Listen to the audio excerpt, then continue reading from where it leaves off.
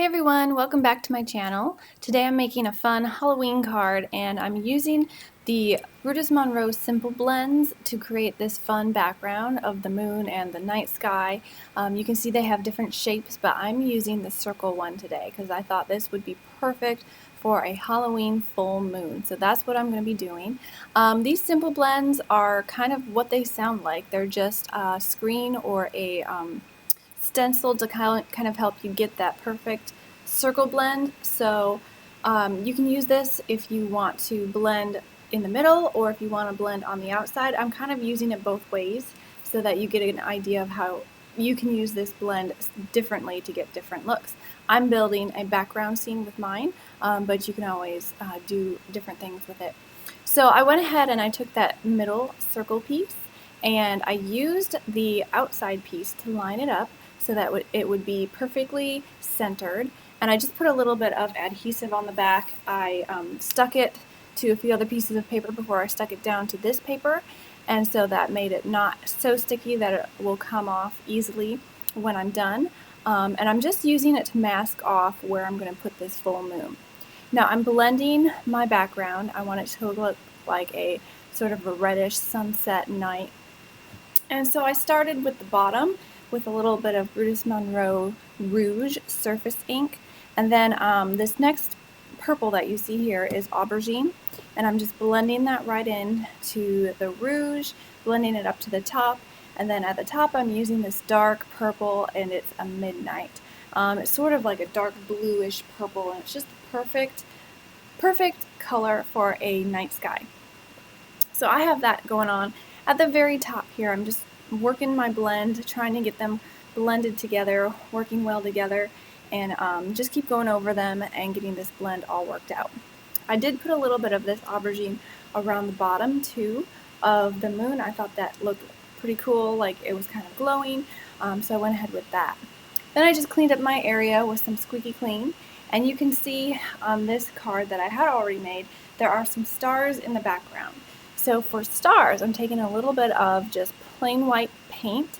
This is DIY and Decor Paint by Canvas Corp.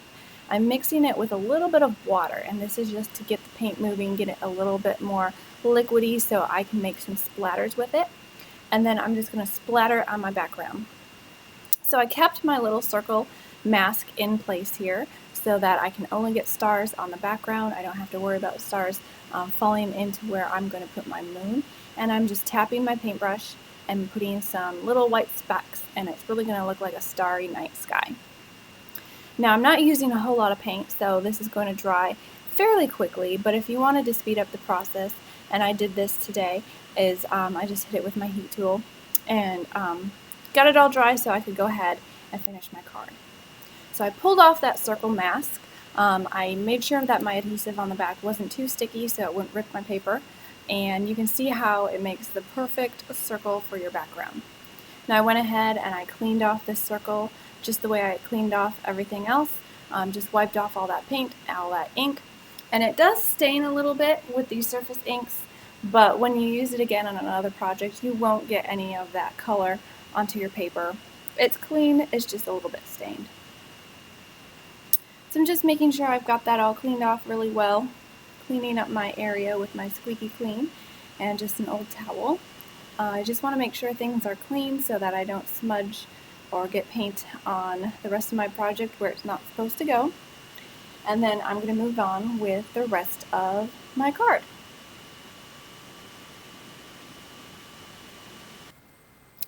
So now that I have my background kind of all finished, I'm lining up the other part of my simple blends, the outside part. I'm lining that up with the circle that I had masked off, and I'm taping it down with a little washi tape just to hold it into place.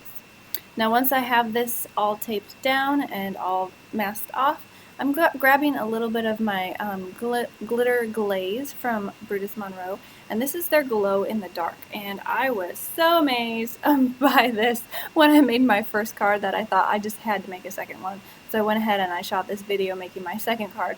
But oh my goodness, you guys, this glaze, it glows so bright. I was in my closet just like watching it glow.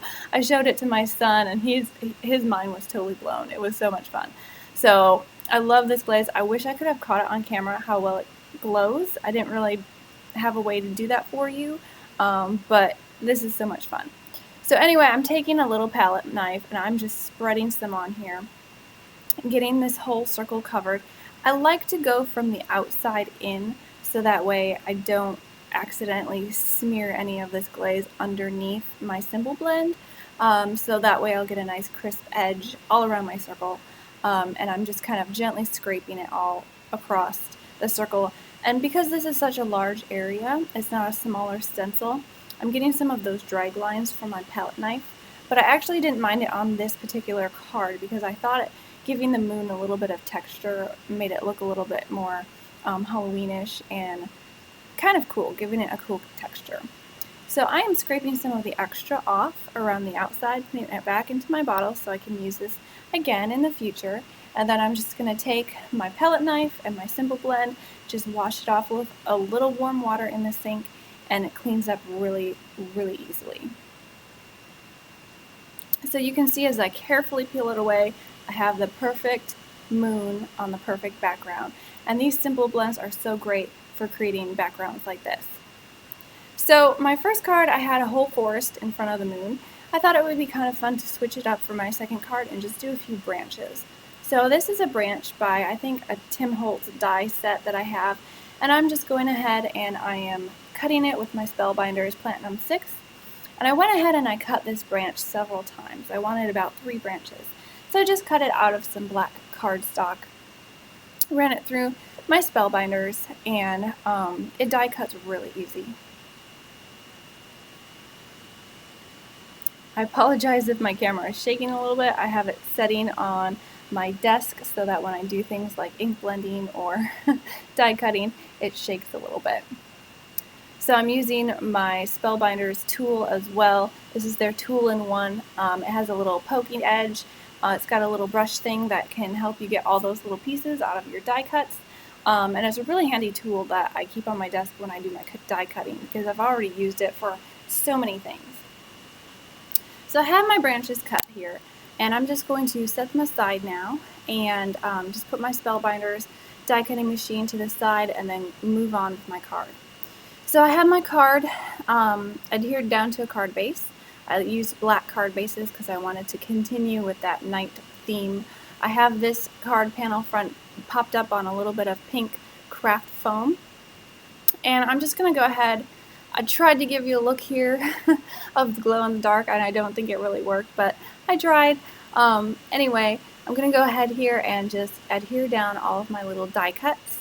I have cut the sentiment twice, one out of black and one out of glitter stock, and I'm just going to glue these sentiments together to kind of give them a little bit more dimension.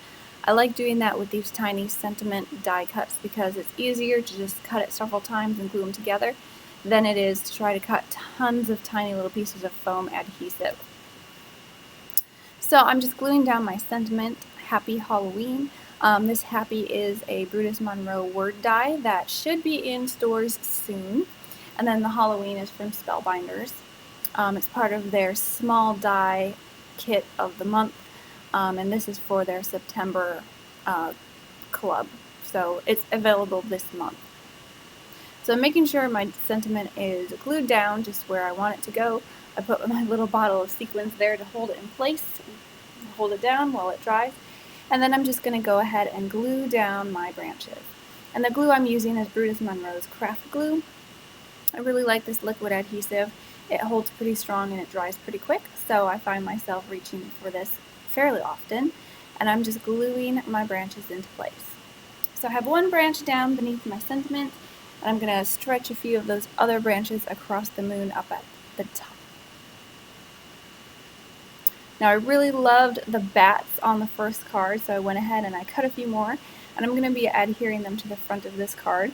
And these bats are also part of the Spellbinders club kit. Their small die monthly club kit is what this one is. So you get the bats, you get the sentiments, you get a few pieces of candy, a few ghosts, lots of really fun little Halloween images.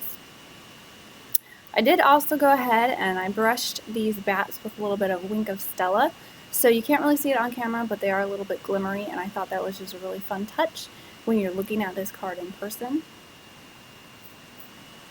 I'm just kind of gluing them in place there around this big full moon. And then, of course, to finish off the card, I am gluing on a few sequins.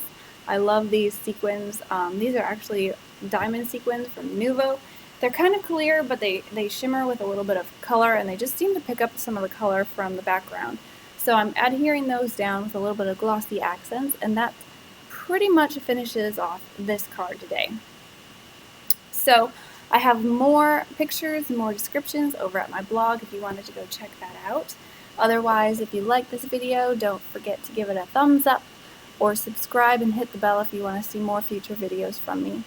Otherwise, thank you so much for stopping by. I hope this gives you a great look at how to use those simple blends to create a fun background. Now, this works great for the Halloween cards, but you could always do any season, really, or any kind of cool background, a galaxy or anything. So hopefully that gives you some inspiration. But thanks for stopping by, and hopefully I will see you next time. Bye.